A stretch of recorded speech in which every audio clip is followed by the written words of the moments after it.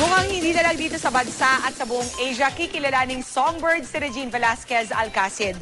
Na-nominate kasi si Regine sa 3 category sa World Music Awards kung saan kahanay niya ang ilang bigating international singers. Makichika kay Nelson Canlas.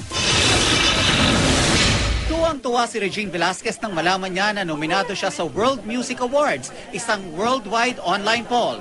Nominado ang Asia Songbird sa 3 kategorya, ang World's Best Female Artist, Best Live Act, at Best Entertainer of the Year. Feeling ko winner na rin ako, napasama ako doon, di ba? Napansin tayo, okay na yun.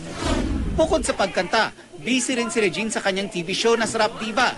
Ngayon nga, pinaghahandaan niya ang summer episodes. Kwento ni Regine, kakaibang show raw ang mapapanood natin sa 2 magkasunod na Sabado. Ang summer, lumabas naman kami ng bahay para maiba lang.